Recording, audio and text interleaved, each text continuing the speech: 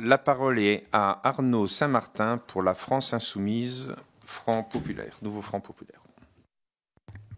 Merci, Monsieur le Président. Amiral, en 2022, ça a été dit, face au conflit ukrainien, le président de la République a déclaré que nous serions entrés dans une économie de guerre, c'est-à-dire une espèce de mantra. Nous sommes pourtant bien loin d'une économie de guerre, à strictement parler, et pour plusieurs raisons. Tout d'abord, nous ne sommes pas en guerre, techniquement. Ensuite, une économie de guerre nécessiterait une mobilisation massive, vous l'avez rappelé, de la population, des dépenses militaires qui pourraient atteindre 5 à 10% du PIB, mais ça, c'est des évaluations à la louche, et une industrie de défense rigoureusement administrée. Alors, on en est quand même relativement loin. Cela étant dit, j'aimerais vous interroger sur les difficultés actuelles que rencontrent nos industries de défense, et j'ai 3 questions. Tout d'abord, alors que la France est le deuxième exportateur d'armes à l'échelle mondiale, notre armée pâtit de manque de capacité à l'image de la moitié de la flotte des Caïmans, faute de pièces de rechange et d'une production de munitions trop faible en cas de conflit de haute intensité. Selon vous, ne serait-il pas plus pertinent de prioriser nos besoins nationaux au lieu de répondre aux commandes étrangères? C'est une question d'équilibre. Quelles sont les actions réalisées afin de favoriser la relocalisation de nos entreprises de défense? Ensuite, puisque 30% des entreprises d'armement seraient concernées par des problèmes d'approvisionnement en 2024, il y avait un dossier récemment dans Le Monde, qu'en est-il de leur diversification et de leur sécurisation? L'autonomie stratégique en la matière n'est-elle qu'un vœu pieux? Par ailleurs, les difficultés d'élévation des cadences sont aussi liées aux problèmes de recrutement.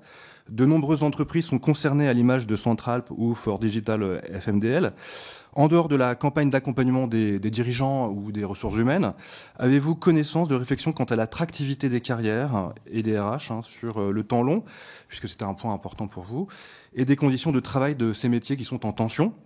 Enfin, dernière question, sur le plan strictement financier, comment protéger nos entreprises de l'investissement potentiel de fonds vautours et éventuellement de spéculateurs susceptibles de compromettre notre souveraineté dans un secteur si critique? Est-il d'ailleurs bien raisonnable de privilégier la coopération européenne et de partager nos compétences techniques avec des partenaires à l'attitude parfois douteuse afin de réduire les coûts de nos équipements du futur? Merci, cher collègue. Amiral, la parole est à vous. Alors, merci, monsieur le député. Alors, effectivement, pour le manque de, vous évoquez un manque de capacité en citant notamment les Caïmans et les munitions. J'ai évoqué un petit point historique en fait dans mon propos liminaire, qui était en fait les années de contraction budgétaire ou les quelques décennies de dividendes de la paix. Donc en fait, il y a eu un sous-investissement pendant 30 ans à peu près, un sous-investissement. Et ce sous-investissement, il a été réparé en partie par la première LPM, mais on est encore, enfin vous le savez, bien sûr, vous êtes dans la vraie vie, c'est ce sous-investissement, il ne se répare pas en 5 années. Donc je ne dis pas que cette seconde LPM est une nouvelle loi de réparation, mais elle poursuit bien l'effort de consolidation. Donc ça, ce sont aussi des efforts de temps long, et on ne peut pas faire une marche, bien sûr, géante. C'est déjà un effort considérable pour la nation. Donc nous devons, qui nous oblige, mais bien sûr, ces capacités, elles se reconstruisent petit à petit.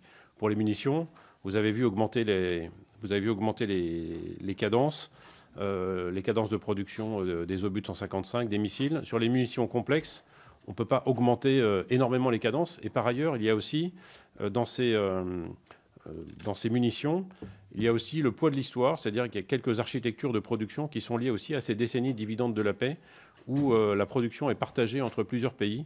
Et donc, parfois, le circuit n'est pas optimal par rapport à une chaîne, c'est-à-dire qu'on n'est pas dans le modèle de l'industrie automobile, avec l'usine de production et l'ensemble des sous-traitants autour.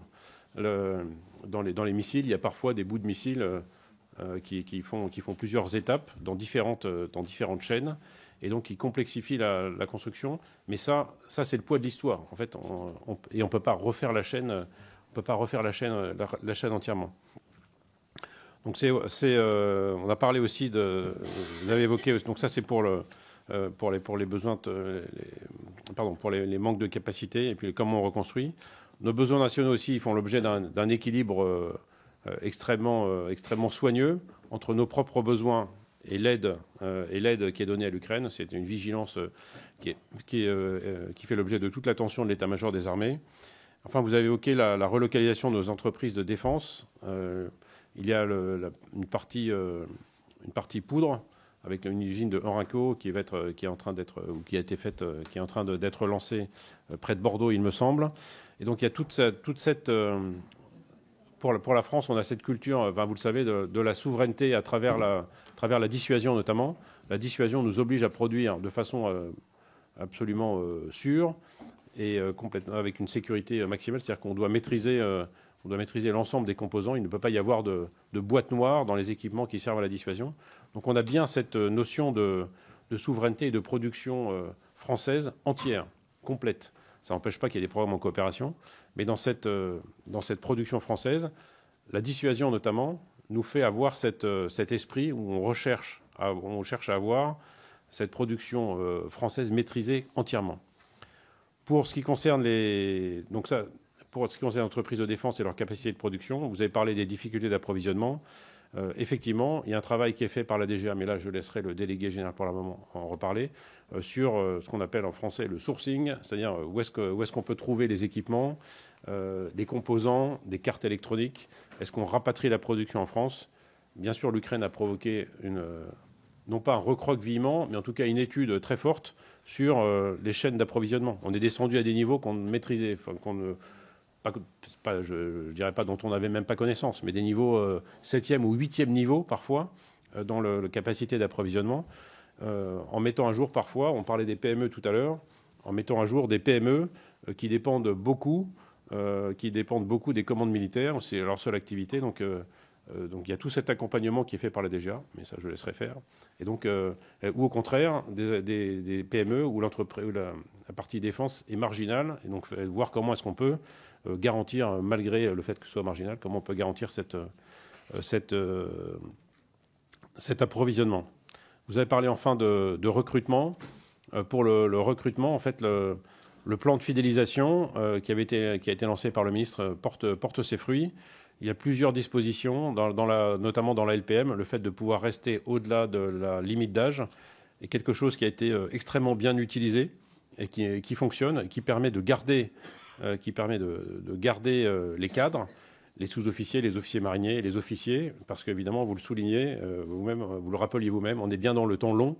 Et donc, en fait, on ne peut pas recruter un commandant de porte-avions, je prêche pour ma parole, ou un commandant de régiment, comme on peut recruter de l'extérieur le président d'une grande boîte industrielle, par exemple, pour ses capacités managériales ou autres. Il y a c'est une formation par étape, une formation incrémentale, pour reprendre les termes des programmes. Et donc, il faut absolument garder nos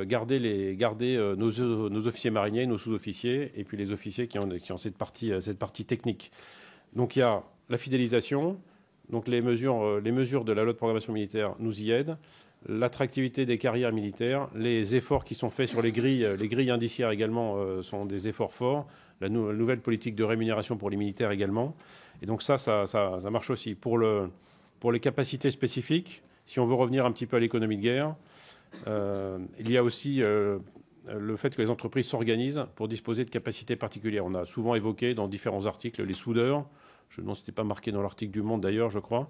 Il y a une école de soudage qui a été montée à Cherbourg par Naval Group, les constructions mécaniques de Normandie, Orano, et il m'en manque un, et l'Arsenal évidemment, Naval Group, pour disposer de la capacité. Donc ça permet, dans un bassin où le tissu industriel en fait est plutôt concentré sur le nord du Cotentin et moins sur le sud, d'avoir des gens qui du coup suivent une formation locale, donc ils n'ont pas besoin de se déporter.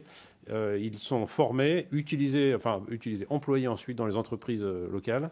Et en plus, ça permet de générer ce flux de compétences extrêmement rares, parce qu'un soudeur, il va pouvoir souder des pièces simples, mais une soudeur de tôle épaisse, par exemple, pour des bateaux, ça, ce sont plusieurs années de formation et de compagnonnage. Et donc, il y a aussi une organisation des entreprises qui font qu'elles arrivent à générer à la fois les compétences en prenant en compte le tissu local. Voilà, je sors un peu de Malindo, mais comme ça concerne aussi la construction des sous-marins, je trouve que cet exemple est assez intéressant de voir comment les entreprises ont su dépasser leur cadre personnel pour créer cette chose. Donc, voilà, écoute. Merci, amiral. Voilà, cet exemple concret, je trouve, est assez emblématique et vraiment, vraiment intéressant.